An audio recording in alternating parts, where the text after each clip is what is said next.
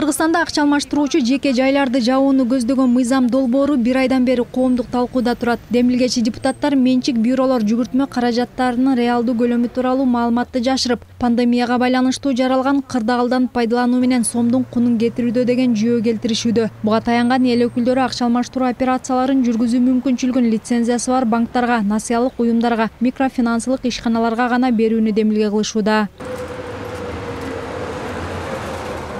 Бирок акча алмаштыруучу жайларды жабуу аркылуу валюта рыногундагы туруксуздукту жоёбуз деген эл өкүлдөрүнүн логикасын азыр көптөр түшүнбөй убара. 14 жылдан бери ушул тармакта эмгектенген Канат Кошонов мыйзам долбооруна караманча каршы жана демилгечилердин келтирген жүйөлөрүн суу кечпейт дейт. Айтымында жеке бюролордун валюта рыногуна таасир этүүгө каражаты да күчү да жетпейт. Анткени менчик акча алмаштыруучу жайлар бул тармактагы операциялардын 6% гана аткарат. Ал долбоор биринчиден элдин тандоо мүмкүнчүлүгүн жана базардагы атаандаштыкты азайтып, банктардын монополист болуп чыга келүүсүнө алып келет деп эсептейт.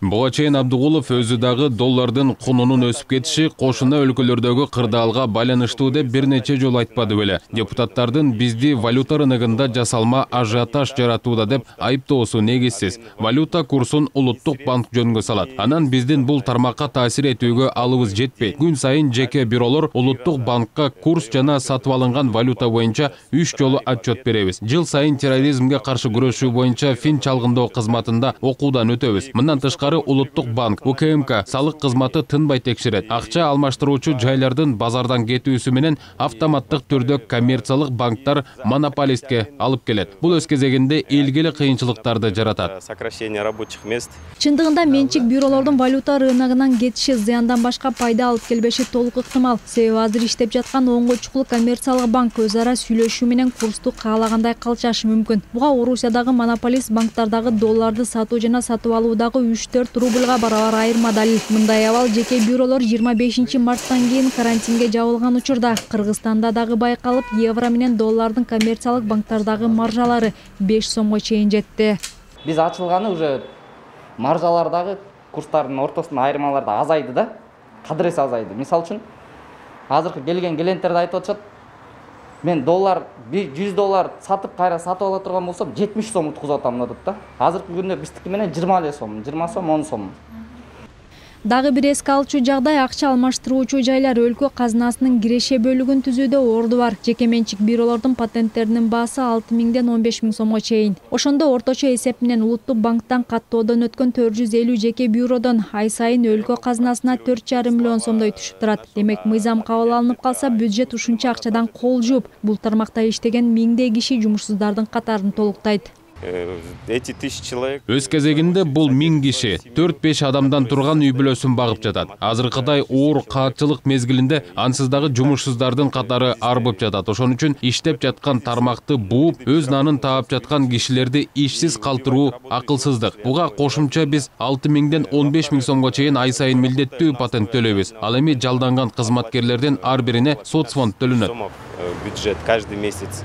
Деген менен мыйзам бузуп ишмердүүлүк кылган акча алмаштыруучу жайларда жок эмес. Үстүбүздөгү жылдын биринчи чейрегинде 15 ирет текшерүү жүргүзүлүп, анын жыйынтыгы менен 50 жазуу түрүндөгү эскертүү, 8 ооз-2 эскертүү берилген. 10 бюронун лицензиясы убактылуу токтотулуп, бирөөнө айып салыныптыр. Белгилей кетсек, өлкөдө лицензиясы жок ишмердүүлүк жүргүзгөн акча алмаштыруучу жайларга 100 000 сом айып салынат. Бирок калктын пайдалуу баада акча алмаштыруусунда улуттуу ортомчунун ролун ойногон жеке бюролордун жабылуусу коомчулук арасында кызуу талкууга жем таштаган. Көпчүлүк кезек күтүп банктардан акча алмаштырууга караганда күнү-түнү иштеген жеке түйүндөргө басым жасайт.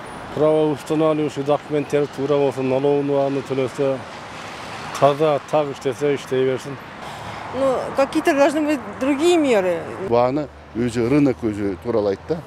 Мүмкүн эртеңки күнү бизде коммерческий банктын баары эч кимге деле секрет эмес. Мисалы бирөө Бабановдуку, бирөө Түлеевдики, бирөө Салымбековдуку, бирөө Кореялдыкы. Эртеңки күнү алар деген асмандын башын коюп ийиши да мүмкүн да. Коомчулукта бул мыйзам долбоору банк тутумуна гана ыңгайлуу деген пикирлер арбын. Анткени чет элдик валюта менен иштеген элдин калың катмары булардан көз аранды болуп калат. Эгер документ кабыл алынып калса, валюта базарына эле эмес, жалпы өлкөнүн экономикасына терс таасирин тийгизери анык дейт банк тармагы боюнча эксперт Кубаныч Чороев. Себеби акча алмаштыруу операцияларын монополдаштыруу менен республикадагы Дордой, Мадина, Кара суу базарларына коңшу өлкөлөрдөн келип соода кылуу кызыкчылыгы төмөндөйт. ошол базардын тегерегинде эле бир 300-400 миңдей киши не кылышат, оокат кылышат. Ошол жумуштар жоюла баштайт. Бул деген биздин экономикага эң чоң сокку алып келет да. Мына ошону бүгүнкү күндө бардыгы байкабай жатат да. Ал деген бул мындай жанагы айсбергдин алдында дагы чоң бир нерсе жатат да. Ошонун бардыгын ошол бир кичинекей мыйзам менен буз салайын деп атат. Мындан ойлоп атат банк системасы биз пайда табабыз деп. Бирок акырына келгенде банк системасы мындан тескерисинче зыян табат. Анткени себеби алардан кредитти ким алып атат? Соодагерлер алып атат. Алардан кредитти ким алып атат? Ошол соода системасында иштеген 300 миң активдүү жарандар алып атат да.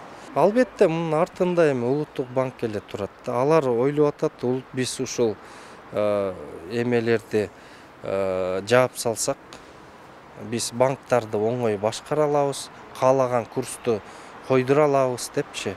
Эске салсак, мындай мыйзам долбоору буга чейин да бир нече жолу демилгеленген. Мисалы 2014-жылы улуттук банк сунуштап, бирок коомчулуктан колдоо тапкан эмес. Эксперттер акча алмаштыруучу жайлардын болушу валюта базарындагы спекулятивдик эффектти азайтат жана бул тармактын баттурукташуусуна алып келген күч деп эсептешет. Эгерде коомдук талкуудагы мыйзам долбоору колдоо тапса, жеке бюролор коңшу Тажикстан менен Өзбекстандын тажрыйбасы көрсөткөндөй көмүскөгө кетүү ыктымалдыгы бар. Чынара Нурсейитова, Алтынбек Саакиев, Нио ТВ.